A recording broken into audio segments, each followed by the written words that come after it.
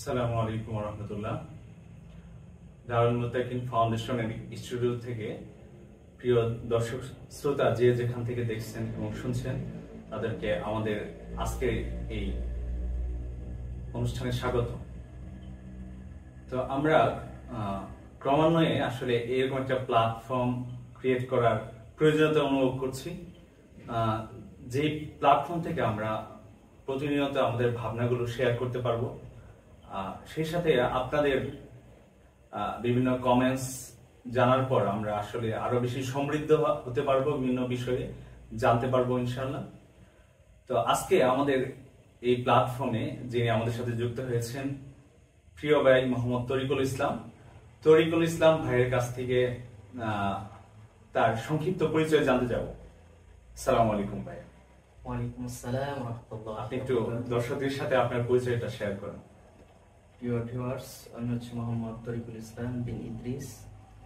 আমার বাড়ি হচ্ছে দত্তাচলাতেই, পড়াশোনা করছি ঢাকা যাত্রাবাড়ি মাদ্রাসা মুহাম্মাদিয়া আরাবিয়াতে। আর আমাদের দারুল মুত্তাকিন ফাউন্ডেশনের সাথে যুক্ত আছি দীর্ঘদিন যাবৎ, যেহেতু এটা আমাদের নিজস্ব প্ল্যাটফর্ম। এর মাধ্যমে আমরা দাওয়াতি কাজের বিভিন্ন বিষয়াদি চালু করেছি এবং এর মাধ্যমে আমরা চাচ্ছি যুব সমাজদেরকে কিভাবে নৈতিক উন্নয়নের দিকে নিয়ে যাওয়া যায় এবং কিভাবে আমাদের সামাজিক পরিবেশটা ঠিক রাখা যায়।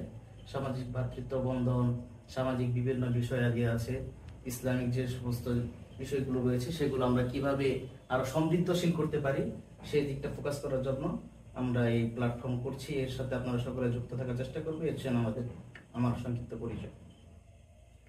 শুকরান জাযাকাল্লাহ প্রিয় ভাই তরিকুল ইসলামকে। প্রিয় ভাই তরিকুল ইসলাম একজন তরুণ বক্তা, আলোচক, সেই সাথে প্রিয় ভাই বিখ্যাত যাত্রাবাড়ি মাদ্রাসা মুহাম্মাদিয়া আরাবিয়ায় অধ্যয়নরত। তো ভাইয়ের কথা থেকে এটা পরিচয়ের মাধ্যমে আমরা আজকে যে আলোচ্য বিষয় সেটাও পেয়ে গেছি। সেটা হচ্ছে আমরা মূলত যে ভাবনাটা শেয়ার করতে যাচ্ছি সেটা হচ্ছে আমাদের এই যুব সমাজ বা যুবকদের নৈতিক উন্নয়নটা আমরা কিভাবে করতে পারি, সেক্ষেত্রে কি কি ফ্যাক্টর বা কি কি পয়েন্ট আউট করে আমরা কাজ করতে পারি। একজন সচেতন ভাই হিসেবে, বড় ভাই হিসেবে, কিংবা হচ্ছে আমরা এজ এ ফাউন্ডেশন বা দারুল মুত্তাকিন ফাউন্ডেশন এই প্ল্যাটফর্ম থেকে আমরা যুবকদের জন্য কি করতে পারি, কি করা যেতে পারে, এইসব বিষয় নিয়ে ভাইয়ের সাথে আজকে আমরা আলোচনা করব। তো তরিকুল ভাই, মানে যুবক বলি বা হচ্ছে যারা বড় হচ্ছে, শৈশব কৈশোর পেরিয়ে আস্তে আস্তে ধীরে ধীরে বড় হচ্ছে, তো সেক্ষেত্রে আপনি কি মনে করেন যে ইসলামের কোন পয়েন্টটা, মানে কোন ফোকাসটা আগে জরুরি, কোন বিষয়ে শিক্ষা অর্জন করা তার জন্য আগে জরুরি যে কোনো যুবকের জন্য? একজন যুবকের জন্য সর্বপ্রথম যে বিষয়টা জরুরি, মুসলিম হিসাবে যখন সে মুসলিম পরিবারে জন্মগ্রহণ করবে, তারপর যখন সে শিখতে শুরু করবে, হালকা পাতলা বুঝতে শুরু করবে, তার রব সম্পর্কে জানতে শুরু করবে, এই সময়কাল থেকেই তার জন্য যে বিষয়টা জরুরি সর্বপ্রথম সেটি হচ্ছে ঈমান ও আকীদা।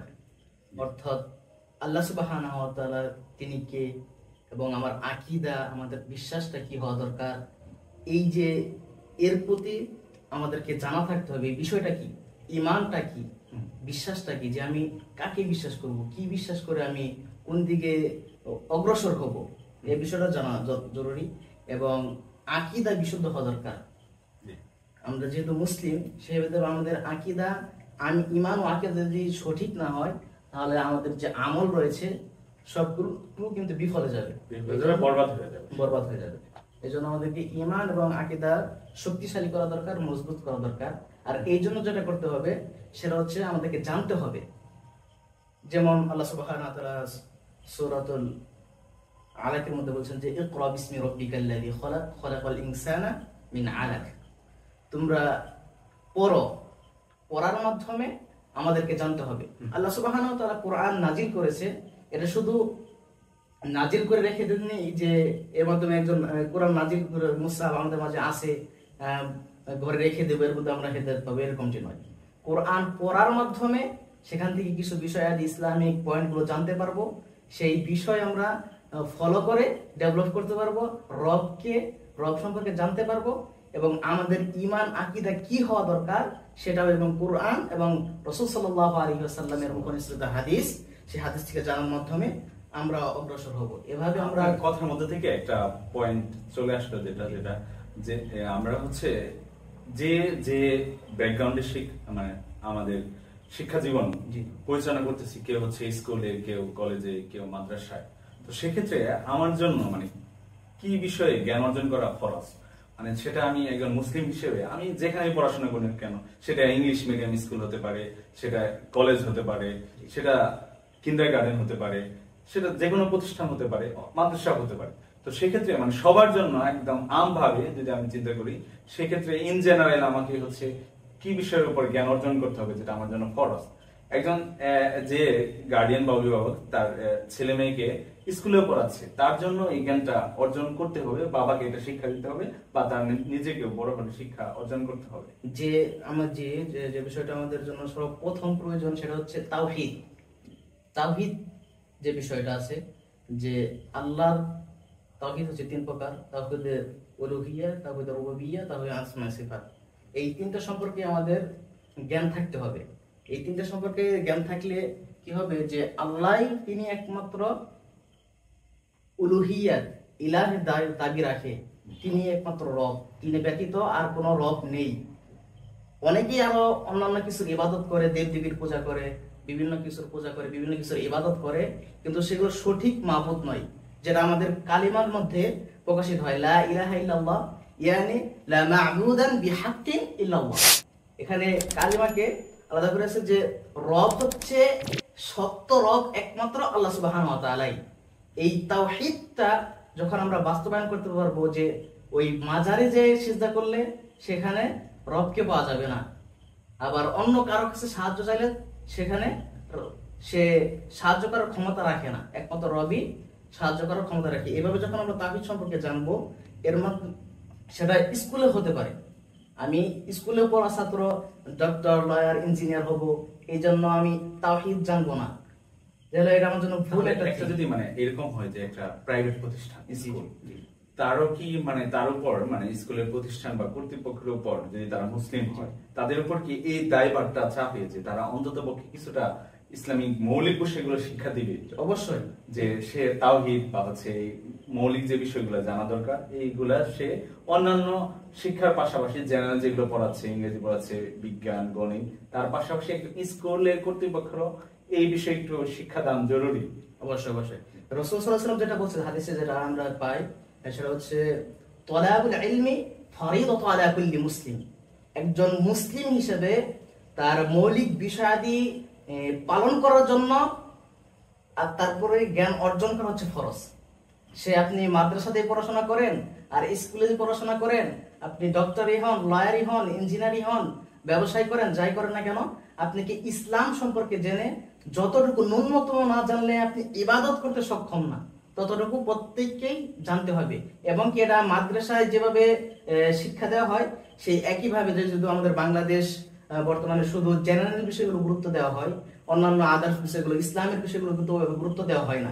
এই জন্য স্কুল, কোচিং সেন্টার যেগুলো আছে, এগুলো আমাদেরকে পরামর্শ দিয়ে সেখানে কিভাবে ইসলামটা উজ্জীবিত করা যায়, ইসলামকে সেখানে কিভাবে প্রতিষ্ঠা করা যায়, সেই উদ্যোগ আমাদেরকে নিতে হবে। তার মধ্যে যেহেতু আমরা দারুল মুত্তাকিন ফাউন্ডেশন আছি, আমরা বিভিন্ন দাওয়াতি কার্যক্রম চালু রেখেছি আমাদের মাধ্যমে, যাতে করে স্কুল, কলেজ, আমাদের এলাকায় যেগুলো রয়েছে সেগুলো কিভাবে পরিচালনার ক্ষেত্রে, সেখানে শিক্ষা ক্ষেত্রে ইসলামের প্রভাবটা বিস্তার করা যায়, সেটা আমাদেরকে একটু লক্ষ্য রাখতে হবে। আমরা এই পয়েন্টটা মানে ঈমান, আকীদা, যে ইসলামের মৌলিক বিষয়গুলো, সেগুলো যাতে আমাদের বাচ্চাদের মধ্যে বা শিক্ষার্থীদের মধ্যে এটা চলে আসে, এজন্য কিন্তু আমরা শিক্ষাভিত্তিক প্রোগ্রামে ঈমান, আকীদা এবং বিভিন্ন নানা বিষয়, জেনারেল বিষয়ের পাশাপাশি আমরা এড করেছি, মাশাআল্লাহ, আলহামদুলিল্লাহ।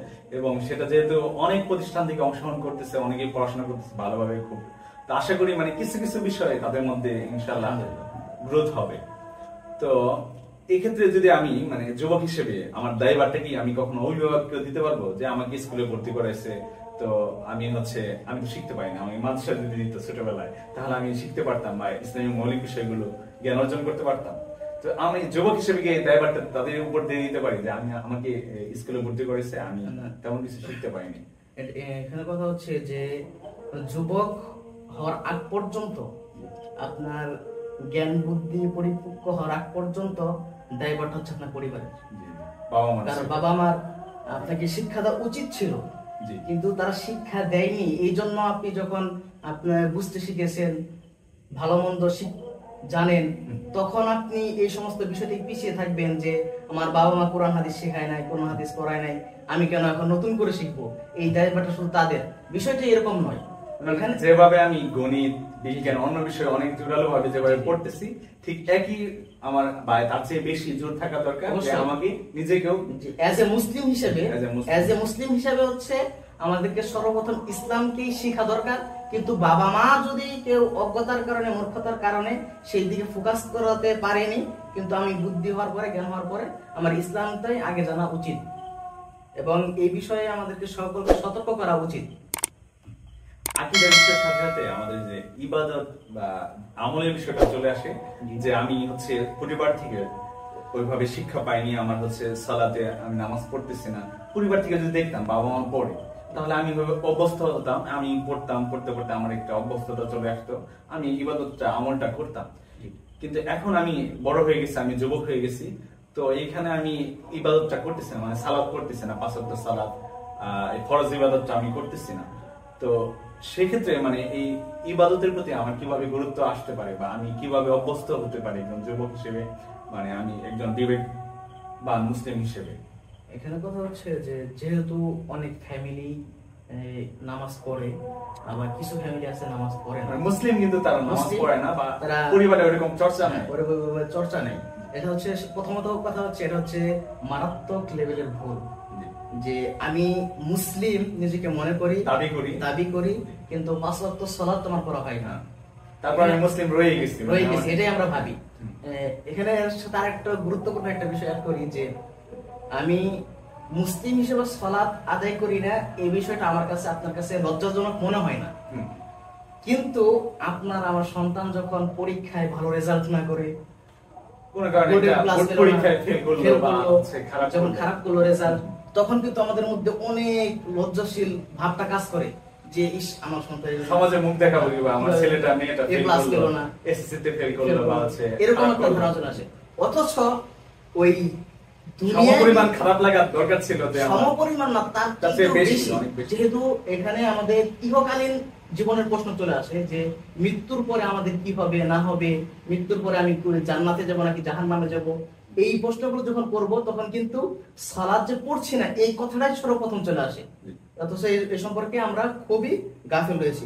অথচ আল্লাহ সুবহানাহু ওয়া তাআলা বলেছেন হিসাবের ক্ষেত্রে আমাদের সালাতের, এই জন্য সর্বপ্রথম যদি পরিবার থেকে সালাতের প্রতি ওরকম উদ্বেগ না থাকে, তাহলেও তার ফ্রেন্ড সার্কেল যারা ভালো রয়েছে, যারা সালাত সৎসঙ্গের সাথে মিশা, যারা, যেমন আল্লাহ তাআলা বলেছেন যে ইয়া আইয়ুহাল্লাযীনা আমানু তাকুল্লাহ ওয়া কুনু মা'আস সাদিকিন, তোমরা ঈমান আনো, ঈমানদার, হে ঈমানদারগণরা, তোমরা আল্লাহকে ভয় করো এবং সত্যবাদীদের সাথে থাকো, যারা সৎকর্মশীল করে, একটা সঙ্গের কথা, সত্যবাদী, যারা সৎসঙ্গে, একটা কথা আছে বাংলা, একটা কথা আছে সৎসঙ্গে স্বর্গবাস, অসৎসঙ্গে সর্বনাশ।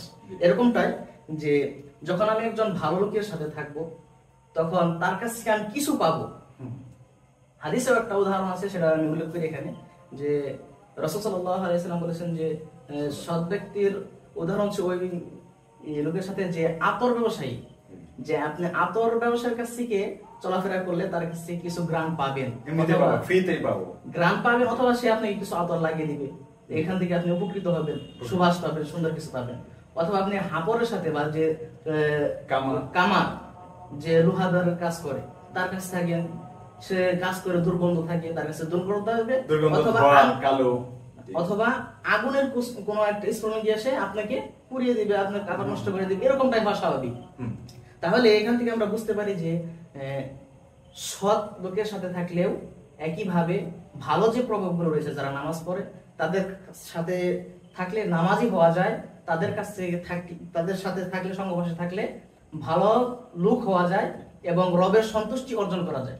আবার অসৎ লোকদের সাথে, যারা দুষ্টামি ফাজলামি ইয়ার্কি করে সবসময়, যারা কোরআন হাদিস মানে না, নামাজ পড়ে না, সবসময় মিথ্যা কথা বলে, হালাল হারাম মানে না, তাদের সাথে থাকলে দেখা যাচ্ছে ওই নেগেটিভ সাইডে আমরা চলে যাব। তাহলে যখন আমি মানে ছোট থেকে একটু বড় হয়ে গেলাম, যখন আমি যুবক বা নিজেকে যুবক মনে করতেছি, তো তো এই মুহূর্তে আমার আসলে সঙ্গ আমি কার সাথে দিচ্ছি এটা একটা বড় fact। অবশ্যই যে হচ্ছে আমি হয়তোবা আমি পরিবার থেকে নামাজের শিক্ষাটা যাদের যাদের সাথে মিশতেছি তারা আচার ব্যবহার ভালো, তারা নামাজি, তারা নামাজ পড়ে, তাদের সাথে মিশতে মিশতে এই পরিবর্তনটা আমার মধ্যে আসতে পারে। আমি এক সময় আমি সলাতের ব্যাপারে আমার আগ্রহ বাড়তে পারে, গুরুত্ব আসতে পারে। কিন্তু যদি আমি এমন কারোর সাথে থাকি যারা হচ্ছে মাদক গ্রহণ করে, যারা হচ্ছে বিভিন্ন দিকে আসক্ত, সালাতের সাথে নাই, আড্ডাবাজি করে, সারাদিন এভাবে সময় পার করতেছে, তো আমার উঠা বসা যদি তাদের সাথে হয় তাহলে আমার যেমন এই ইসলামিক বিষয়গুলোতে আমার কখনো গুরুত্ব আসবে না, এবং সে পথে বিপথে যাওয়ার একটা রাস্তা সম্ভাবনা যে আমি এই রাস্তাটা পেয়ে যাব। তো এইখানে যে বিষয়টা, এখন আমাদের সমাজ এবং যুব সমাজ বিভিন্ন হারামের সাথে ক্রমান্বয়ে সম্পৃক্ত হয়ে যাচ্ছে। তো হারাম থেকে দূরে রাখতে, তাদেরকে দূরে রাখতে, নিজেদেরকে দূরে রাখতে আমরা মানে কি করতে পারি? এখানে আল্লাহ সুবহানাহু ওয়া তাআলা বলছেন যে ওয়ালা তাকরাবুজ জিনা ইন্নাহু কানা ফাহিশা, যে তোমরা জিনা করো না, বিষয়টা এরকম না। জিনা করতে যে সমস্ত বিষয়গুলো আসতে পারে, সামনে আসতে পারে, যে সমস্ত বিষয় জিনার সম্মুখীন করবে আমাকে, ওই সমস্ত সকল বিষয় থেকে বিরত থাকতে, যে সম্ভাব্য বিষয়গুলো আছে যেগুলোর মাধ্যমে হয়তো আমি আস্তে আস্তে জিনার দিকে ধাবিত হব, ওই সম্ভাব্য বিষয়গুলো থেকে আগে থেকে আমাকে দূরে সতর্কতা অবলম্বন করতে হবে। সেটা হতে পারে, মনে করেন যে এই ফোন কিন্তু আমাদের অ্যান্ড্রয়েড মোবাইল আমরা যেটা ইউজ করি, এটা কিন্তু হারামে লিপ্ত হওয়ার একটা অন্যতম একটা মাধ্যম। এই জন্য আমাদেরকে সকল বিষয়, যেটা বললাম না যে হারাম জিনার তোমরা করো না, না জিনার ধারে কাছেও আসবে না। এই যে কোনো বিষয় যেটা আমাকে জিনার দিকে ধাবিত করছে, আমি বুঝতে পারছি যে এটা আমাকে হয়তো বা খারাপ প্রলোভন দেখাচ্ছে, এর মাধ্যমে আমি খারাপ কিছুর সাথে জড়িত হতে পারি, অশ্লীল বিষয়ের সাথে জড়িত হতে পারি, তাহলে ওই অথবা আমি নিজেকে নিয়ন্ত্রণ করতে পারতেছি না, ভাবতেছি যে মোবাইল ভালো কিছু একটা করব, কিন্তু আমার হচ্ছে বিভিন্ন খারাপ লিংক বিভিন্ন সামনে চলে আসতেছে, আমি নিজেকে ওইরকম নিয়ন্ত্রণ করতে ভিতরে প্রবেশ করে ফেলতেছি, খারাপের দিকে চলে যাচ্ছি। যেহেতু আমি নিজেকে কন্ট্রোল করতে পারছি না, সেক্ষেত্রে কি আমার এই মোবাইল অ্যান্ড্রয়েড ফোনটা অ্যাভয়েড করা, তাহলে আমি যে পর্যন্ত নিজেকে সেফ মনে করতেছি না, ওই সময়টুকু পর্যন্ত আমাকে এটা থেকে দূরে থাকাই শ্রেয়। যখন আমি দেখবো যে একটা বিষয় আমার জন্য খারাপ হচ্ছে, ফোন যেহেতু আমার জন্য খারাপের দিকে নিয়ে যাচ্ছে, আমি নিজেকে কোনোভাবে অ্যাভয়েড করে চলা আমাদের মুসলিমদের জন্য এবং একজন মুমিনের জন্য সেটা সতর্কীকরণ, যে এটা আমাকে কিভাবে অ্যাভয়েড করা যায়, এটাতে কিভাবে বিরত থাকা যায়, এই উপায়গুলো খোঁজা। এটা শুধু অ্যাভয়েড করলে এখন একটা ভালো জিনিসের দিকে আপনাকে যুক্ত হতে হবে। যখন একটা খারাপ জিনিস আপনি ত্যাগ করবেন, বাদ দিবেন, ওই সময়টা আবার ব্যয় করতে পারেন, সে ভালো একটা জিনিস করতে হবে। যেমন খেলাধুলা আছে, বিকেল বেলায় আমি খেলাধুলা করতে পারি, সকাল বেলায় ফজরের পরে খেলাধুলায় থাকতে পারি। তাহলে এখানে যে হালাল বিনোদনের যে একটা বিষয়, যে আমরা কিভাবে একজন মুসলিম হিসেবে হালাল বিনোদন নিতে পারি, অর্থাৎ আমাদের সময়টা কাজেও লাগলো, শারীরিক কোনো ব্যায়াম হলো, পরিশ্রম হলো, সেই সাথে আমরা ওই যে সময়টা আমরা হয়তো অন্যদিকে কাটাতাম, সেটা এখন আমরা ভালো হালাল। সেক্ষেত্রে কি কি হতে পারে, মানে দু একটা যদি বলতেন। যে দু একটা যেভাবে মানে উল্লেখযোগ্য হচ্ছে, দৌড় প্রতিযোগিতার একটা বিষয় আছে, যেমন সুন্দর ঘটনাগুলো আছে, যে যারা বিবাহিত তাদের স্ত্রীদের সাথে দৌড় প্রতিযোগিতা করতে, তাহলে আমি আমার স্ত্রীর সাথে দৌড় দিয়ে দিলাম এমন কোন জায়গায় যেখানে সবার নজরে আসলো না, কি মানে এটা আমাদের বাংলাদেশ ওরকম সিচুয়েশন নাই, যে খুবই কঠিন। এটা ওইখানে হাদিসে যখন ছিল তখন মরুভূমি ছিল, তখন ফাঁকা জায়গা ছিল, বিস্তীর্ণ এলাকা, ওখানে সুযোগ হয়েছে তারা এরকম। এভাবে মনে করেন যে আমরা খেলার আয়োজন করতে পারি, আমরা আমাদের যেমন আমরা পারিবারিক ভাবে বা এইভাবে, হ্যাঁ, যেমন ফাউন্ডেশন আমাদের ধরলাম, উদাহরণস্বরূপ ধরতেছি যে ফাউন্ডেশন আমরা 20 জন সদস্য আছে, টিম ভাগ করে নিলাম যে আমরা প্রত্যেকদিন খেলাধুলা করি, এভাবে একটা নির্দিষ্ট সময় বিকেল বেলা বা এই সময়, হ্যাঁ এইভাবে হতে পারে। তারপরে আপনার হালাল বিনোদন হতে পারে, আপনি বিভিন্ন জিনিস পুষতে পারেন। আর খেলাধুলা বা বিনোদনের বিষয়টা এখন তো হচ্ছে যারা যুবক বা হচ্ছে যারা উঠতি বয়সী, তারা তো অনেক সময় মানে মোবাইলে দিচ্ছে, সেটা ভিডিও গেমের ক্ষেত্রে হোক, টিকটক হোক, ইউটিউব হোক। তো সেক্ষেত্রে খেলাধুলা কিন্তু একদম মানে এখন মাঠে গেলে আসলে ওইরকম ভাবে পাওয়া যায় না, যেখানে যুবকরা খেলাধুলা করতেছে। তো মাঠগুলো শূন্য দেখা যায়, অনেক মাঠ। তো বিভিন্ন তারা বরং তাদের দেখা যায় মাঠের এক কোণে তারা বসে আছে, খেলাধুলা না করে ওই ফোনে গেমিং করতেছে। তো তো এই বিষয়গুলো থেকে বের হওয়ার জন্য আমরা খেলাধুলার চর্চাটা আবার বাড়াতে পারি। খেলাধুলার চর্চা বাড়াতে পারি, প্লাস মানে এই হালাল বিনোদনের মধ্যে আছে মনে করেন যে আপনি কিছু শৌখিন কিছু জিনিস আছে যেগুলো আপনি পুষতে পারেন।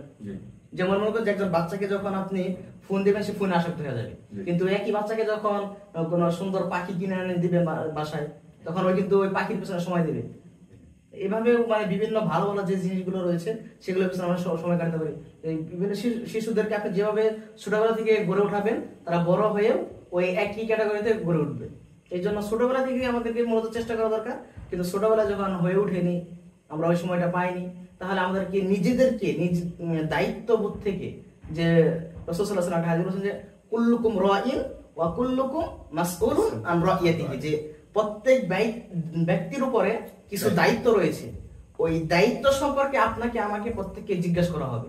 তাহলে আমার উপরে যে ইসলামের কি দায়িত্বগুলো রয়েছে ওইগুলো যদি যখন আমরা একজন মুসলিম দাবি করতেছি আমাদের কি দায়িত্বগুলো রয়েছে, ওই দায়িত্ববোধ থেকে যখন আমরা কাজ করব, তখন দেখা যাচ্ছে আস্তে আস্তে হালাল বিনোদনের থেকে যুক্ত হতে পারবো, আমাদের সময়টাই বাঁচবে, আবার দেখা যাচ্ছে হারাম থেকেও আমরা বিরত থাকতে পারবো ইনশাআল্লাহ। ইনশাআল্লাহ। শুকরান জাযাকাল্লাহ তরিকুল ইসলাম ভাই। তো আমরা আমাদের এই প্ল্যাটফর্ম থেকে আমাদের ভাবনাগুলো যেভাবে শেয়ার করতেছি, আজকে তরিকুল ভাইয়ের সাথে এই বিষয়ে আলোচনা করলাম।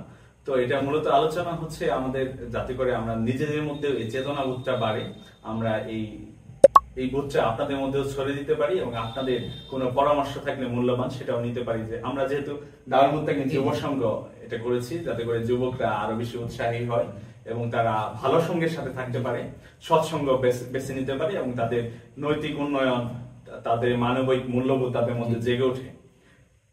তো এই আজকে আমাদের আলোচনায় যে বিষয়গুলো আমরা পয়েন্ট আউট করার চেষ্টা করেছি, যে আমাদের ঈমান আকীদা এটা শক্তিশালী করতে হবে, এটা আমাদের অভিভাবকদের দায়িত্ব, এবং নিজেরা যখন বুঝসম্মত আমাদেরও দায়িত্ব। সেই সাথে আমাদের সালাতের বিষয়ে বিশেষ গুরুত্ব আরোপ করতে হবে। আমি বলতে পারবো না যে সালাতের বিষয়ে একটা কথা বলি। এখানে সালাতের বিষয়ে আল্লাহ সুবহানাহু ওয়া তাআলা কোরআনে বলেন যে ইন্নাস সালাতা কানাত আলাল মুমিনিনা কিতাবান মাওকুতা, নির্ধারিত যে 5 ওয়াক্ত আযান হয়, এই নির্ধারিত সময়ের ভিতরে আল্লাহ তাআলা নামাজকে ফরজ করে দিয়েছে। আরেকটা কথা হচ্ছে যে ইন্নাস সালাতা তানহা আনিল ফাহশাই ওয়াল মুনকার, যে সালাত এমন একটি ইবাদত যেটা আপনাকে অন্য সকল পাপাচার থেকে বিরত রাখে। আপনি কোন একটা পাপ করেন, মিথ্যা কথা বলেন, তারপরে খারাপ কাজে কোনো লিপ্ত আছেন, বা বিভিন্ন হারাম সাইড দিকগুলো আপনি, আমি যখন দৈনিক 5 বার এখন হাজিরা দিচ্ছি, জি জি, বা আমার হচ্ছে এই যে একটা রুটিনের মধ্যে চলে আসতেছে, তখন স্বাভাবিকভাবে যেটা আমার এমনিতেই বারবার দুপুরে, আসরের সময়, ফজরে, মাগরিব, এশা, এইভাবে যে একটা 5 বার রুটিনের মধ্যে চলে আসতেছি, তো রুটিনের মধ্যে আসার কারণে আমি আসলে অন্যান্য খারাপ কাজ থেকে এমনিতে আমার সীমিত পরিসর হয়ে যায়। যে আমার যখন ফজর শেষ হবে, আমার জোহরের চিন্তা থাকবে, জোহর শেষ হবে, আসর তাড়াতাড়ি চলে আসবে, এইভাবে আমি একটা এই জন্য আবার রাসূল সাল্লাল্লাহু আলাইহি ওয়াসাল্লাম একটা হাদিসে এরকম সতর্কবাণী করেছেন যে আমার ইবারত এখন মনে পড়ছে না, যে হাদিসে ইবারত এরকম হতে পারে, যে বাংলা অনুবাদ, যে মুসলিম এবং কাফেরের মাঝে পার্থক্যকারী হচ্ছে এই সালাত, আর ফারকু বাইনা এরকমই একটা ইবারত ছিল, বাংলা করে খেয়াল করছেন। তো নামাজ এবং কাফের, মুমিন এবং কাফের মাঝে পার্থক্য রয়েছে সালাত। যখন আমি নিজে সালাত আদায় করব না, তাহলে আমি এভাবে জোরালো ভাবে, একটা কথা আমাদের সমাজে প্রচলিত আছে যে নামাজ না পড়লেও ঈমান ঠিক আছে, একটা কথা। দুঃখজনক হলো একজন মুসলিম হিসেবে এটা খুবই দুঃখজনক যে আপনি কিভাবে বা আমি কিভাবে এটা বিশ্বাস করি যে নামাজ পড়ে তারপর আমার ঈমান ঠিক আছে। এমন কি কেউ কেউ মানে শুধু শুক্রবারে নামাজ পড়ে, আবার কেউ আছে শুধু ঈদের নামাজ পড়ে, এরকম মুসল্লিও আমাদের মধ্যে রয়েছে। রাসূল সাল্লাল্লাহু আলাইহি ওয়াসাল্লাম বিভিন্ন হাদিসে আল্লাহ সুবহানাহু ওয়া তাআলা বারবার আমাদেরকে সতর্ক করেছেন যে তোমরা সালাত কায়েম করো। কালিমাতুশ শাহাদা লা ইলাহা ইল্লাল্লাহ এর পরে সর্বোচ্চ গুরুত্বপূর্ণ ইবাদত হচ্ছে সালাত। এজন্য সব সময় আমাদেরকে সালাতের বিষয়ে লক্ষ্য রাখতে হবে। আল্লাহ সুবহানাহু ওয়া তাআলা আমাদের প্রত্যেককে তৌফিক দান করুন, এবং আমাদের দারুল মুত্তাকিন ফাউন্ডেশন সাথে যুক্ত থেকে আমরা যে সমস্ত দাওয়াতি কাজ আঞ্জাম দিচ্ছি, এগুলো আরো কিভাবে অগ্রসর করা যায় আপনারা যারা দেখছেন সেগুলো প্রতি আমাদেরকে পরামর্শ দিবেন, কমেন্টস করবেন, বিভিন্ন ভাবে সাহায্য সহযোগিতা করবেন, যাতে করে আমরা এই দারুল মুত্তাকিন ফাউন্ডেশন থেকে নিজেরা উপকৃত হতে পারি এবং আপনারা সকলেও যারা দেখছেন তারা প্রত্যেকে উপকৃত হতে পারেন। আল্লাহ সুবহানাহু ওয়া তাআলা আমাদেরকে কবুল করুন, আমিন। প্রিয় দর্শক শ্রোতা, আল্লাহ আপনাদের ভালো রাখুন, সুস্থ রাখুন। আজকে বিদায় নিচ্ছি এই পর্যন্তই। আসসালামু আলাইকুম ওয়া রাহমাতুল্লাহ।